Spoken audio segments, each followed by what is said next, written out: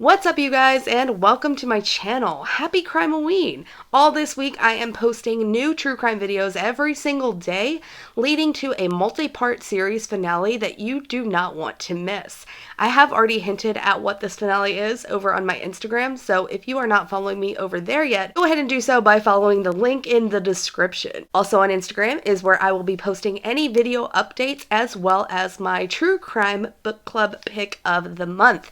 And in the month of November, we are reading the book My Daddy is a Hero. This is the story of the Chris Watts case. I will also be watching the Netflix documentary before covering the Watts case on my channel at the end of November. So if you're not subscribed yet, what are you waiting for? Go ahead and hit that subscribe button and turn on your post notifications. That way you can be notified every single time I post a new true crime video. And without further ado, let's get to the case. Christopher Jenkins, Michael Knoll, Joshua Gummond, Erika Dalquist.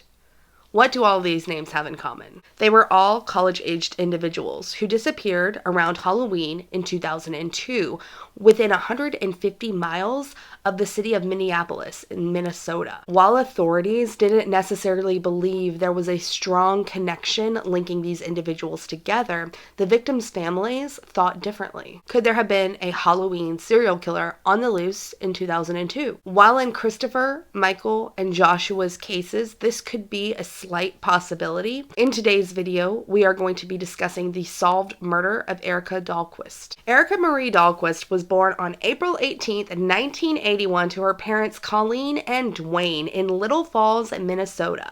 She did have two brothers called Stephen and Thomas, but I'm not quite sure where she fell in the sibling order. Erika grew up in Randall, Minnesota until 1992 when her family moved to Pilger, Minnesota, which was about 20 minutes away. So Erika spent all 4 years of high school cheerleading, playing in the band, as well as singing in the choir. And when she graduated in 1999, she would go on to get a job in Meyer Associates Teleservices. She actually had a dream of being in the Air Force, and she was one test away from making this dream a reality. Erika was this vivacious personality that enjoyed spending time with her family and friends. She loved cooking and music and going to bonfires, dancing on picnic tables.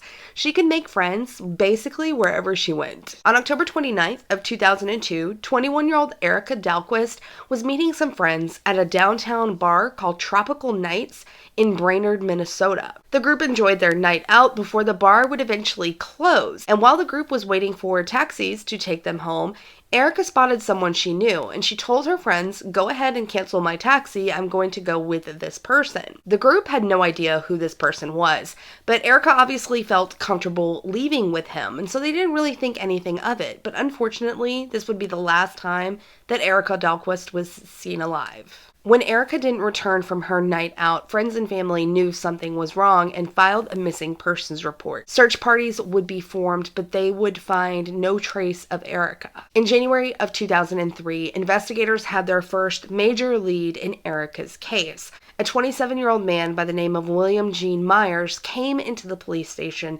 and confessed that he had something to do with Erika's disappearance. He claimed that he told a family member what happened, who urged him to come forward to the police and tell them what he did and where they could find Erika. The police charged him with second-degree manslaughter, and in the official complaint filed by the department, it stated that he admitted to giving Erika a ride home that night, but he didn't know where she was or whether he had done something to her. 2 weeks after William came into the station, police had to drop the charges due to insufficient evidence. They still could not find Erika, and her case went cold for 18 months. 18 months after Erika had went missing, volunteers were still searching for her. They were desperate to bring closure to her family. And one of these volunteers was a man called Denny Adams. Now, Denny was out searching with his bloodhound, Calamity Jane. And Denny noticed that the wind was beginning to shift. Apparently, Calamity Jane did as well, because she stuck her nose up and it seemed like she caught a scent before she took off. Her running would lead to Erika being discovered, but Calamity Jane would not make an appearance until the next morning at 4 a.m. You see, Erika's body had been left at the crime scene, and when they eventually found the bloodhound, she was laying beside Erika. Myers' grandparents were extremely cooperative with the police search, and the police quickly filed murder charges against William Gene Myers, but he was nowhere to be found. So on Saturday, June 5th of 2004, America's Most Wanted was airing their weekly episode. And I loved the show when I was a kid. I would watch it every single week and scare myself so bad because nobody in my family wanted to watch it with me.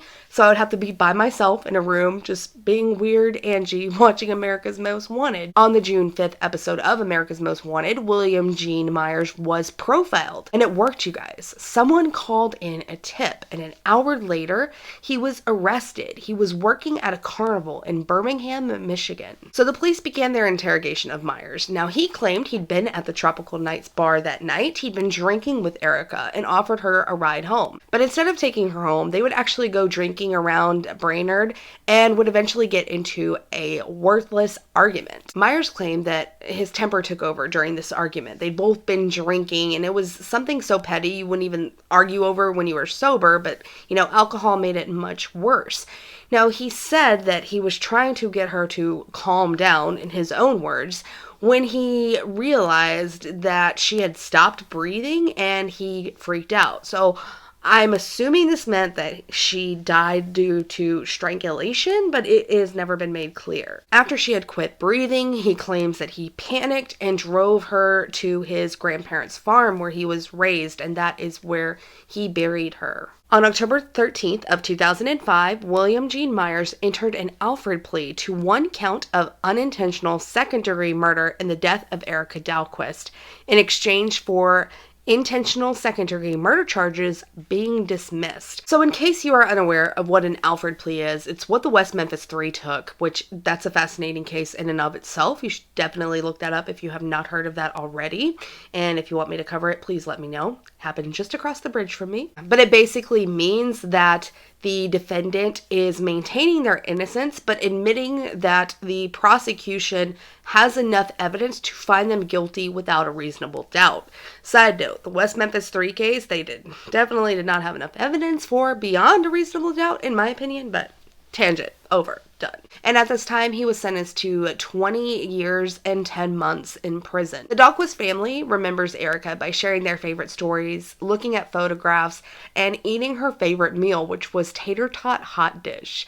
But they're not the only ones that remember her. Her high school would actually go on to name an annual Spirit Award in honor of her, which is so fitting considering the type of personality she had. And the support that her family receives from her friends helps them cope with her loss. Erika's family would actually go on to start Erika's Angels, and every Christmas they adopt a family in Erika's name. Now, Christmas was her favorite holiday, and Erika's mother, Colleen, said that the goal is just to provide these families with a Christmas they won't forget. While making other people's wishes come true, it helps them get through the holidays and honor their daughter. In 2018, William Gene Myers was actually released from prison to serve the remaining 1/3 of his time on supervised probation, where he will be until March 17th of 2025. And that same year, 16 years after Erika was murdered, her family and friends decided to hold a candlelight vigil